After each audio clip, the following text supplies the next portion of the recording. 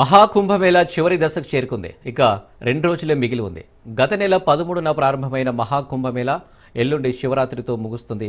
చివరి దశకు చేరుకోవడంతో భక్తుల తాకిడి మరింత పెరిగే అవకాశం ఉంది.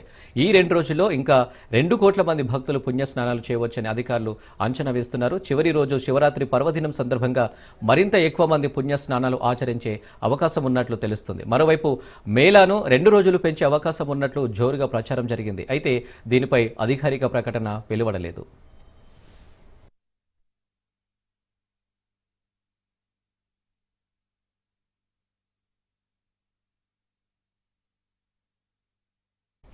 ఇక భక్తుల తాకిడి పెరిగే అవకాశం ఉన్నందున ప్రభుత్వం కొత్త ప్లాన్లు అమలు చేసేందుకు సిద్ధమైంది. ఈ క్రమంలో జిల్లా యంత్రాంగం, పోలీసులు, ఉత్తర రైల్వే అధికారుల సహకారంతో కొత్త ప్రణాళికలు రూపొందించారు. వంతెనపై తోపులాటలు జరగకుండా, జన సమూహం పెరగకుండా ఉండేందుకు ప్రత్యేక ఫుట్ఓవర్ బ్రిడ్జిలు ఏర్పాటు చేశారు.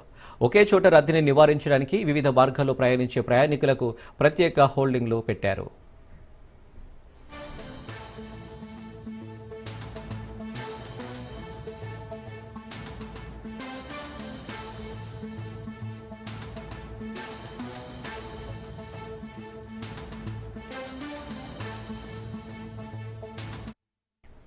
ఈ నేపథ్యంలో ఇప్పటి వరకు కోట్ల మంది త్రివేణి సంగమంలో పవిత్ర స్నానాలు ఆచరించినట్టు ఉత్తరప్రదేశ్ ప్రభుత్వం ప్రకటించింది.